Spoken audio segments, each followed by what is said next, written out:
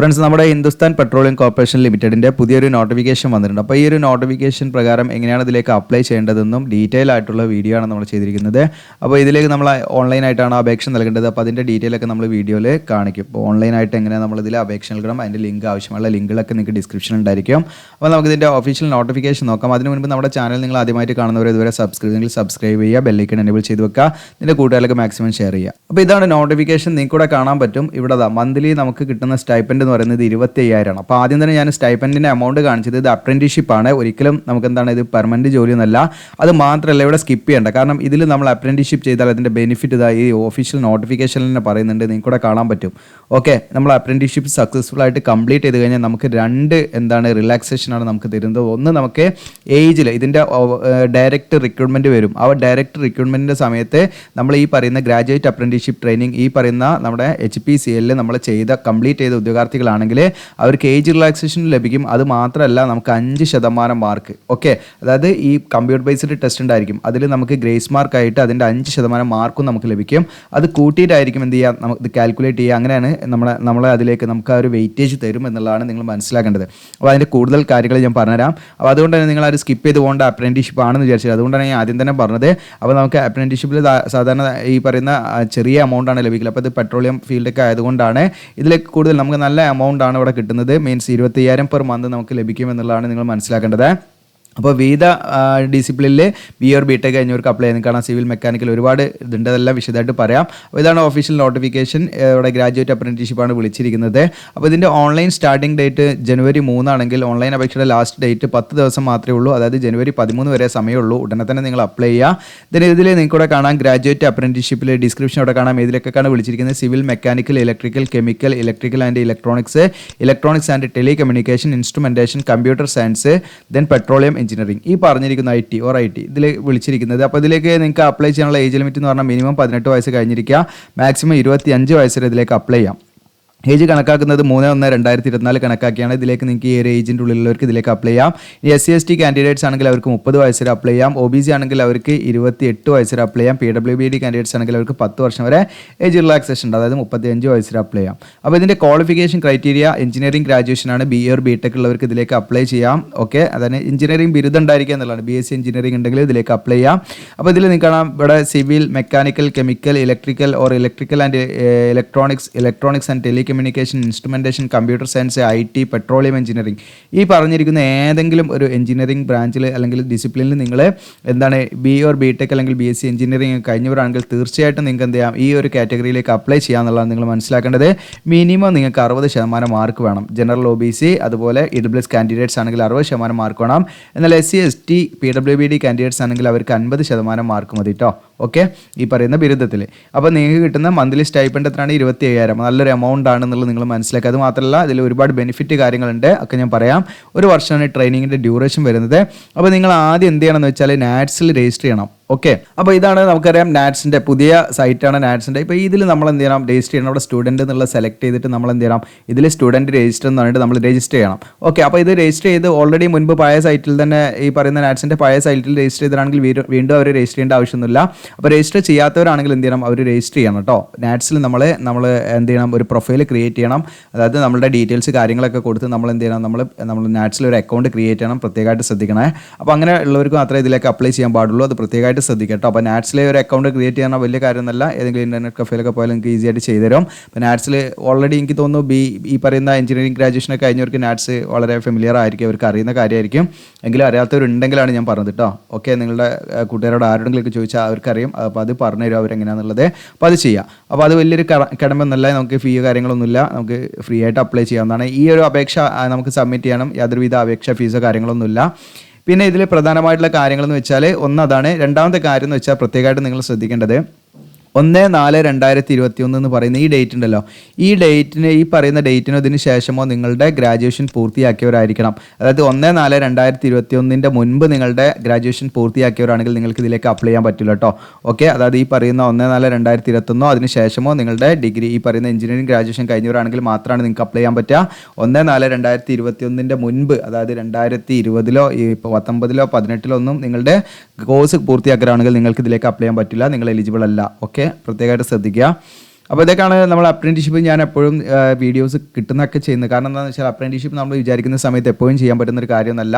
അത് നമ്മൾ ഓരോ മേഖലയിൽ ചെയ്യുമ്പോൾ അതിൻ്റേതായിട്ടുള്ള ബെനിഫിറ്റ് ഉണ്ട് എന്ന് മാത്രമല്ല, നമുക്ക് എക്സ്പീരിയൻസ് സർട്ടിഫിക്കറ്റ് ആയിട്ട് അത് യൂസ് ചെയ്യാം. അത് മാത്രമല്ല, നമുക്ക് ഇത്തരം കമ്പനികളിൽ തന്നെ ഡയറക്റ്റ് റിക്രൂട്ട്മെൻറ്റ് വരുമ്പോൾ അതത് കമ്പനികളിൽ അപ്രൻറ്റീഷിപ്പ് പൂർത്തിയാക്കിയവർക്ക് നേരത്തെ പറഞ്ഞ പോലെ ഏജ് റിലാക്സേഷനും 5% മാർക്ക് എന്താണ് വെയിറ്റേജ് ഒക്കെ ആയിട്ട് അതായത് ഗ്രേസ് മാർക്ക് ആയിട്ട് കിട്ടുമെന്നുള്ളതൊക്കെ വലിയൊരു കാര്യമാണ്. കാരണം 5% മാർക്ക് എന്ന് പറയുമ്പോൾ നമുക്ക് റാങ്കിൽ ഒരുപാട് മുന്നിലേക്ക് എത്താൻ പറ്റും. അതൊക്കെ നല്ല ഹെൽപ്ഫുൾ ആണ്, നിങ്ങൾ മനസ്സിലാക്കുക. ഇനി ഇതിൻ്റെ സെലക്ഷൻ മെത്തേഡ് ഇതിൽ പറയുന്നത് എങ്ങനെയാണെന്ന് വെച്ചാൽ നമുക്ക് ഇൻ്റർവ്യൂ ഉണ്ടായിരിക്കും. ഈ റിട്ടൺ ടെസ്റ്റോ കാര്യങ്ങളൊന്നും ഉണ്ടാവില്ല, ഇൻ്റർവ്യൂ മാത്രം ഉണ്ടായിരിക്കുക. അപ്പോൾ ഇൻ്റർവ്യൂവിന് എങ്ങനെയാണ് വിളിക്കുകയെന്ന് വെച്ചാൽ നമ്മൾ അപ്ലൈ ചെയ്തതിൻ്റെ അടിസ്ഥാനത്തിൽ, അതായത് നമ്മുടെ ഈ പറയുന്ന എഞ്ചിനീയറിംഗ് ഗ്രാജുവേഷനിൽ ഏറ്റവും കൂടുതൽ മാർക്ക് ആർക്കാണെന്നുള്ള വെച്ചാൽ അവരെ എന്ത് ചെയ്യും, ഷോർട്ട് ലിസ്റ്റ് ചെയ്യപ്പെടും.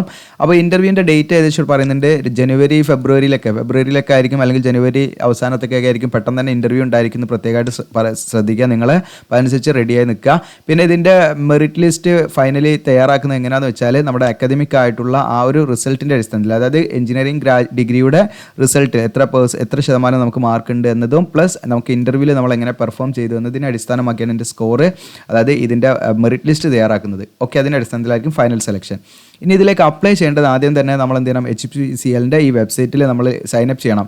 അപ്പോൾ അതിന് സൈനപ്പ് ചെയ്യുന്നതിന് മുൻപ് നിങ്ങൾ എന്ത് ചെയ്യണം, ഞാൻ നേരത്തെ പറഞ്ഞ പോലെ നാറ്റ്സിൽ എന്ത് ചെയ്യണം, നിങ്ങളൊരു അക്കൗണ്ട് ക്രിയേറ്റ് ചെയ്യണം കേട്ടോ. നാറ്റ്സിൽ ഇതുപോലെ അത് ജസ്റ്റ് വരും. ഇവിടെ നമ്മൾ അഗ്രി യെസ് എന്ന് കൊടുത്തിട്ട് നമ്മൾ എന്ത് ചെയ്യുക, അടുത്ത സ്റ്റേജ് നമ്മളിങ്ങനെ ഫില്ല് ചെയ്ത് പോകാൻ വേണ്ടി കേട്ടോ.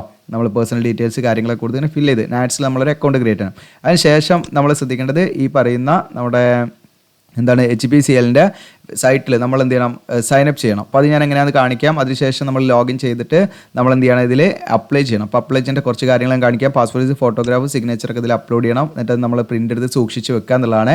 ഇനി അതിൻ്റെ ബെനിഫിറ്റ് ഞാൻ ഡീറ്റെയിൽ ആയിട്ട് പറയാം. അപ്പോൾ ഇതിൽ നമ്മൾ സക്സസ്ഫുൾ ആയിട്ട് HPCL അതായത് ഹിന്ദുസ്ഥാൻ പെട്രോളിയം കോർപ്പറേഷൻ ലിമിറ്റഡിൽ നമ്മൾ സക്സസ്ഫുള്ളി നമ്മൾ അപ്രൻറ്റീഷിപ്പ് പീരീഡ് നമ്മൾ ഒരു വർഷം കംപ്ലീറ്റ് ചെയ്ത് കഴിഞ്ഞാൽ അതിൻ്റെ ബെനിഫിറ്റ് ഇവിടെ വ്യക്തമായിട്ട് കൊടുത്തിട്ടുണ്ട്. നമുക്ക് എന്ത് ചെയ്യാം, റിലാക്സേഷനും മുൻഗണനയും ലഭിക്കും എന്നുള്ളതിൻ്റെ ഡയറക്റ്റ് റിക്രൂട്ട്മെൻറ്റ് വരുന്ന സമയത്ത് നമുക്ക് നിശ്ചിതമായിട്ടുള്ള റിലാക്സേഷനും പ്രിഫറൻസും നമുക്ക് ലഭിക്കും എന്നുള്ളതാണ്. 2 സ്റ്റേജ് ആയിട്ടാണ് നമുക്ക് ലഭിക്കുന്നത്. ഒന്ന് നമുക്ക് ഏജ് റിലാക്സേഷൻ ലഭിക്കുന്നുണ്ട്. രണ്ടാമത്തെ സ്റ്റേജ് എന്ന് പറയുന്നത് നമുക്ക് മാർക്കാണ്. നമ്മുടെ കമ്പ്യൂട്ടർ ബേസ്ഡ് ടെസ്റ്റ് നമ്മൾ എഴുതേണ്ടി വരും. ആ കമ്പ്യൂട്ടർ ബേസ്ഡ് ടെസ്റ്റിൻ്റെ ആ ഒരു നിശ്ചിത മാർക്കിൻ്റെ 5% മാർക്ക് നമുക്ക് എന്ത് ചെയ്യും, നമുക്ക് ഗ്രേസ് മാർക്ക് ആയിട്ട് ലഭിക്കും. ആ ഗ്രേസ് മാർക്ക് നമ്മൾ എഴുതിയ കമ്പ്യൂട്ടർ ബേസ്ഡ് ടെസ്റ്റിൻ്റെയും മാർക്ക് പ്ലസ് ചെയ്തിട്ടായിരിക്കും നമ്മുടെ മെറിറ്റ് ലിസ്റ്റ് തയ്യാറാക്കുക. മീൻസ് അപ്പോൾ മറ്റുള്ള ഈ പറയുന്ന അപ്രൻറ്റീഷിപ്പ് ചെയ്യാത്ത വിദ്യാർത്ഥികളാണെങ്കിൽ അവർക്ക് കമ്പ്യൂട്ടർ ബേസ്ഡ് ടെസ്റ്റിൻ്റെ മാത്രം മാർക്കേ ഉണ്ടാവുള്ളൂ. നമുക്ക് എന്ത് ചെയ്യും, അഡീഷണൽ ആയിട്ട് 5% മാർക്ക് അതിൽ ഗ്രേസ് മാർക്ക് ആയിട്ട് കിട്ടും. അപ്പോൾ നമ്മുടെ റാങ്ക് എന്ത് ചെയ്യും, ഏറ്റവും മുകളിലേക്ക് പോകാൻ ഏറ്റവും സാധ്യതയുണ്ട്. അപ്പോൾ നമുക്ക് കിട്ടാൻ സാധ്യതയുണ്ടെന്നുള്ളത് നിങ്ങൾ മനസ്സിലാക്കേണ്ടത്. അപ്പോൾ നല്ലൊരു അഡ്വാൻറ്റേജ് ആണ് ഇവിടെ നമുക്ക് ചെയ്താൽ. പിന്നെ ഇതിൻ്റെ ട്രെയിനിങ് ലൊക്കേഷൻ എന്ന് പറഞ്ഞാൽ നമുക്ക് ഇപ്പം പലരും നമ്മൾ വീഡിയോ ചെയ്യുമ്പോൾ ചില നോട്ടിഫിക്കേഷനിൽ അതിൻ്റെ ലൊക്കേഷൻ കാര്യങ്ങളും പറയാറില്ല. അപ്പോൾ ഇതിൻ്റെ ഇവിടെ പറഞ്ഞിട്ടുണ്ട് നമുക്ക് ഇന്ത്യയിൽ എവിടെ വേണമെങ്കിലും നമ്മളെ പോസ്റ്റ് ചെയ്യും. അതുകൊണ്ട് തന്നെ നിങ്ങൾക്ക് ഇന്ത്യയിൽ എവിടെ വേണമെങ്കിലും ഈ പറയുന്ന ട്രെയിനിങ് ചെയ്യാൻ താല്പര്യമുള്ളവർ മാത്രം ഇതിലേക്ക് അപ്ലൈ ചെയ്താൽ മതിയാ. കാരണം എവിടെ ആയിരിക്കും ലൊക്കേഷൻ നമുക്ക് കറക്റ്റ് പറയാൻ പറ്റില്ല. ഓക്കെ, അപ്പോൾ ഓൾ ഓവർ ഇന്ത്യ ആയിരിക്കും പ്രത്യേകമായിട്ട് ശ്രദ്ധിക്കുക, എവിടെ വേണമെങ്കിലും ആകാം. ഇനി നിങ്ങൾക്ക് എന്തെങ്കിലും ഡൗട്ട് കാര്യങ്ങളൊക്കെ ഉണ്ടെങ്കിൽ കോൺടാക്ട് ചെയ്യാനുള്ള നമ്പറും മെയിൽ ID കൂടെ കൊടുത്തിട്ടുണ്ട്. ഇനി നമ്മൾ എങ്ങനെയാണ് ഇതിലേക്ക് അപ്ലൈ ചെയ്യേണ്ടതെന്നുള്ള കാര്യമാണ് കാണിക്കാൻ പോകുന്നത്. അപ്പോൾ നമ്മുടെ വീഡിയോയുടെ ഡിസ്ക്രിപ്ഷനിൽ ഞാൻ അപ്ലൈ നൗ എന്ന് പറഞ്ഞ ലിങ്ക് തരും. ആ ലിങ്കിൽ നിങ്ങൾ ക്ലിക്ക് ചെയ്യുമ്പോൾ ഹിന്ദുസ്ഥാൻ പെട്രോളിയം കോർപ്പറേഷൻ ലിമിറ്റഡിൻ്റെ ഈ പേജിലേക്കായിരിക്കും വരിക. ഇവിടെ നിങ്ങൾക്ക് കാണാം ലോഗിൻ പേജാണ് വന്നിരിക്കുന്നത്. അപ്പോൾ ലോഗിൻ ആയി കഴിഞ്ഞാൽ മീൻസ് രജിസ്റ്റർ ആയി കഴിഞ്ഞാൽ നമുക്ക് ഇമെയിൽ ID യും പാസ്വേഡും വെച്ച് ലോഗിൻ ചെയ്യാൻ പറ്റും. അപ്പോൾ ആദ്യം നമ്മൾ എന്ത് ചെയ്യണം, ഇവിടെ sign up for new registration എന്നുള്ള ഒരു ബ്ലൂ ബട്ടൺ കാണാം, അതിൽ നമ്മൾ ക്ലിക്ക് ചെയ്യാം. അതിൽ ക്ലിക്ക് ചെയ്യുന്ന സമയത്ത് നമ്മുടെ പേഴ്സണൽ ഡീറ്റെയിൽസ് കാര്യങ്ങളൊക്കെ നമ്മൾ എന്ത് ചെയ്യണം, അവിടെ ഫില്ല് ചെയ്ത് കൊടുക്കണം. ഓക്കെ, അത് നമ്മൾ ഫസ്റ്റ് നെയിം കൊടുക്കുക, ദെൻ നമ്മൾ എന്ത് ചെയ്യുക, confirm first name, then middle name ഉണ്ടാകുക കൊടുക്കുക, ലാസ്റ്റ് നെയിം കൊടുക്കുക, ഇവിടെ കാണിക്കും. അതിന് ശേഷം നമ്മുടെ mobile number, confirm mobile number, email ID, confirm email ID അത് കൊടുക്കുക. എന്നിട്ട് നമ്മൾ എന്ത് ചെയ്യുക, ക്ലിക്ക് ടു വെരിഫൈ, നമ്മുടെ ഇമെയിൽ ID വെരിഫൈ ചെയ്യുക. അത് OTP വരും, അത് വെച്ച് നമ്മൾ വെരിഫൈ ചെയ്യണം. അതിനുശേഷം നമ്മൾ എന്ത് ചെയ്യണമെന്ന് വെച്ചാൽ ഇവിടെ ക്യാപ്ച കോഡ് അടിച്ച് നമ്മൾ എന്ത് ചെയ്യുക, രജിസ്റ്റർ എന്ന് കൊടുക്കുക. അപ്പോൾ ഞാൻ ഒന്ന് രജിസ്റ്റർ ചെയ്തിട്ട് കാണിക്കാം ഒരു ഫസ്റ്റ് സ്റ്റെപ്പ്. ഞാൻ ഡീറ്റെയിൽസൊക്കെ ഫില്ല് ചെയ്തു, എൻ്റെ മെയിലൊക്കെ വെരിഫൈ ചെയ്തു. എന്നിട്ട് ഞാനത് ക്യാപ്ച കോഡ് അടിച്ചു. ഞാൻ ഇവിടെ രജിസ്റ്റർ എന്നുള്ള ബട്ടൺ ക്ലിക്ക് ചെയ്യണേ, ഓക്കെ കൊടുക്കുക. അപ്പോൾ നിങ്ങൾക്ക് അവിടെ സക്സസ്. ഓക്കെ, നമ്മുടെ രജിസ്ട്രേഷൻ കംപ്ലീറ്റ് ആയിട്ടുണ്ട്, സക്സസ്ഫുൾ ആയിട്ടുണ്ട്. നമ്മുടെ മെയിൽ ചെക്ക് ചെയ്യാനാണ് പറയുന്നത്. അതിലെന്ത് ചെയ്യും, രജിസ്ട്രേഷൻ എന്താണ് ID യും അതുപോലെ അതിൻ്റെ പാസ്വേഡും കാര്യങ്ങളൊക്കെ ഉണ്ടാവും കേട്ടോ. ഓക്കെ, അപ്പം നമ്മളിവിടെ കൊടുത്ത മെയിൽ ഉണ്ടല്ലോ, ആ മെയിൽ നിങ്ങൾ ചെക്ക് ചെയ്യുക. ഇൻബോക്സിലേക്ക് മെസ്സേജ് വന്നിട്ടുണ്ടാവും, കണ്ടിന്യൂ എന്ന് കൊടുക്കുക. അപ്പോൾ നേരെ ലോഗിൻ പേജിലേക്ക് പോകും. അപ്പോൾ ഇനി നമ്മുടെ മെയിൽ ID ഉണ്ടല്ലോ, നമ്മളെ മെയിൽ ID കൊടുക്കുക. അതോടൊപ്പം തന്നെ നമ്മുടെ മെയിൽ ഓപ്പൺ ആക്കുക. മെയിൽ ഓപ്പൺ ആക്കുമ്പോൾ അതിൽ പുതിയ മെസ്സേജ് വന്നിട്ടുണ്ടാവും, മെയിൽ വന്നിട്ടുണ്ടാവും. ഓക്കെ, നമ്മുടെ പാസ്വേഡ് അതിലുണ്ടാവും. ആ പാസ്വേഡ് നമ്മളിവിടെ കൊടുക്കുക. നമ്മുടെ മെയിൽ ID ഇവിടെ കൊടുക്കുക, പാസ്വേഡ് ഇവിടെ കൊടുക്കുക, ക്യാപ്ച കോഡ് അടിക്കുക, സൈൻ ചെയ്ത് കാണിക്കുക. അപ്പോൾ ഞാനിതാ എൻ്റെ എന്താണ് യൂസർ നെയിമും പാസ്വേഡും കൊടുത്തു, മീൻസ് എൻ്റെ മെയിൽ ഐ ഡിയും പാസ്വേഡും കൊടുത്തു, ക്യാപ്ച കോഡും അടിച്ചു, സെക്യൂരിറ്റി കോഡ് അടിച്ചു. ഇനി സൈനിങ് കൊടുക്കുകയാണ്, സൈനിങ് കൊടുത്തിട്ട് കാണിക്കാം. അങ്ങനെ സൈനിങ് കൊടുത്ത സമയത്ത് നിങ്ങൾക്ക് കൂടെ കാണാൻ പറ്റും ഇപ്പോൾ സബ്മിറ്റഡ് അപ്ലിക്കേഷൻ എന്ന് പറഞ്ഞിട്ട് ഇവിടെ നമ്മൾ ഇതുവരെ ആപ്ലിക്കേഷൻ സബ്മിറ്റ് ചെയ്തില്ല, ഇനി നമ്മുടെ അപേക്ഷ നമ്മൾ സബ്മിറ്റ് ചെയ്ത് അവിടെ കാണിക്കത്. ഓക്കെ, അപ്പോൾ ഇവിടെ നിങ്ങൾക്ക് കാണാം ആക്റ്റീവ് അഡ്വർടൈസ്മെൻറ്റ് ഇവിടെ കാണാൻ പറ്റും. ഇപ്പോൾ നിങ്ങൾക്ക് ഇവിടെ കാണാം HPCL GAT, അതായത് ഗ്രാജുവേറ്റ് അപ്രന്റീസ്ഷിപ്പ് ട്രെയിനിങ് എന്നുള്ളത് അതിൻ്റെ ഷോർട്ട് ഫോമാണ്. GAT എന്ന് കാണാം, GAT എഞ്ചിനീയറിംഗ് എൻഗേജ്മെൻറ്റ് 2024 ഇതാണ് കേട്ടോ. അപ്പോൾ ഇതാണ് വരുന്നത് HPCL GAT എഞ്ചിനീയറിംഗ് എൻഗേജ്മെൻറ്റ് 2024 കൂടെ കാണാൻ പറ്റും. ഓക്കെ, അപ്പോൾ അതിന് നേരെ നമുക്ക് ക്ലിക്ക് ചെയ്യാൻ ടു അപ്ലൈ എന്ന് കാണുന്നുണ്ട്, അതിലായിട്ട് ക്ലിക്ക് ചെയ്യുക നിങ്ങൾ. ഓക്കെ കൊടുക്കാം. അപ്പോൾ അതാ വലിയൊരു ഫോമാണ്. ഓക്കെ, അപ്പോൾ നമ്മൾ ഓൺലൈനായിട്ട് എന്ത് ചെയ്തിട്ടുണ്ട്, ഫോം ഫില്ല് ചെയ്ത് കൊടുക്കുന്നുണ്ട്. അപ്പോൾ നിങ്ങൾക്ക് താല്പര്യം ഉണ്ടെങ്കിൽ എന്ത് ചെയ്യുക, നമ്മുടെ ഇൻസ്റ്റയിൽ കോൺടാക്ട് ചെയ്താൽ നമ്പർ തരാവുന്നതാണ്. അപ്പോൾ നിങ്ങൾക്ക് താല്പര്യം ഉണ്ടെങ്കിൽ കോൺടാക്ട് ചെയ്യുക കേട്ടോ. ഓക്കെ, അപ്പോൾ ഇതിൽ നമ്മുടെ പേഴ്സണൽ ഡീറ്റെയിൽസ് ഒക്കെ ഫില്ല് ചെയ്ത് കൊടുക്കുക, അതിനുശേഷം കോൺടാക്ട് ഡീറ്റെയിൽസ് കൊടുക്കുക, അതിനുശേഷം ക്വാളിഫിക്കേഷൻ, അതിനുശേഷം ബാങ്കിങ് ഡീറ്റെയിൽസ് കൊടുക്കണം, അതിനുശേഷം ഫോട്ടോ, നമ്മുടെ റെസ്യൂം ഇവിടെ ചോദിക്കുന്നുണ്ട്, ദെൻ പ്രിവ്യൂ. ഓക്കെ, അപ്പോൾ ഇങ്ങനെ നമ്മൾ ഓരോന്നും ഫില്ല് ചെയ്ത് അങ്ങനെ പോയാൽ മതി. അപ്പോൾ ഇതിലേക്കൊക്കെ കൂടുതൽ ആളുകൾ അപേക്ഷിക്കുമെന്ന് അറിയില്ല, അതുകൊണ്ടാണ് ഞാൻ ഫുൾ ഡീറ്റെയിൽസ് കൊടുക്കാത്തത്. കാരണം നമ്മൾ കുറേ എഫേർട്ട് എടുക്കുന്നുണ്ട് ഒരു വീഡിയോ ഉണ്ടാക്കുക എന്ന് പറയുന്നത്. നിങ്ങൾ ജസ്റ്റ് ഒന്ന് ഉണ്ടാക്കി നോക്കിയാൽ മതി എത്രത്തോളം പ്രയാസം ഉണ്ട് എന്നുള്ളത്. വോയിസ് ഓവർ കൊടുത്ത് നമ്മൾ ടൈം ഒരുപാട് എൻഗേജ് ചെയ്യുന്നുണ്ട്. അപ്പോൾ അതിൻ്റെ അത്ര ഒരു വ്യൂസ് നമുക്ക് വരുന്നുമില്ല, കാരണം നമ്മുടെ ഇങ്ങനെയുള്ള ഒരു വീഡിയോ അതുകൊണ്ട് തന്നെ. അപ്പോൾ ഇതെല്ലാവരിലേക്കും എത്തുന്നുമില്ല. അപ്പോൾ പലരും നമ്മൾ തമ്പനയിലൊക്കെ കൊടുക്കുമ്പോൾ പറയും അത് നേരെ കൊടുത്തൂടെ, കൃത്യത കൊടുത്തൂടെ എന്നൊക്കെ പറയും. അപ്പോൾ എല്ലാവരിലേക്കും എത്തില്ല. അപ്പോൾ കാരണം എന്താണെന്ന് വെച്ചാൽ അതിൻ്റെ ഇമ്പ്രഷൻ കുറയും. അതുകൊണ്ടാണ് തമ്പനയിൽ ഞാൻ നെഗറ്റീവായിട്ടൊന്നും കൊടുക്കാറില്ല. കാരണം ചില കാര്യങ്ങളൊക്കെ നമുക്ക് എന്ത് ചെയ്യേണ്ടത്, കറക്റ്റ് എല്ലാ കാര്യങ്ങളും തമ്പനയിൽ കൊടുത്താൽ പിന്നെ വീഡിയോ ആരും കാണില്ല. അതുകൊണ്ടാണ്. അപ്പോൾ നിങ്ങളെ പറ്റിക്കാൻ വേണ്ടി എന്നുള്ളതല്ല, എല്ലാവരിലേക്കും കൂടുതൽ ആളുകളിലേക്ക് നമ്മുടെ വീഡിയോസ് അതിലൂടെ എത്താൻ പറ്റുള്ളൂ. അപ്പോൾ അത് മാക്സിമം നിങ്ങൾ ഷെയർ ചെയ്യുക, സബ്സ്ക്രൈബ് ചെയ്യുക, ലൈക്ക് ചെയ്യുക, നമ്മുടെ ചാനലിനെ സപ്പോർട്ട് ചെയ്യുക. എങ്കിൽ നമുക്ക് ഇത്തരം ഫുൾ വീഡിയോസൊക്കെ നമുക്ക് ചെയ്യാൻ പറ്റും. Okay, thank you.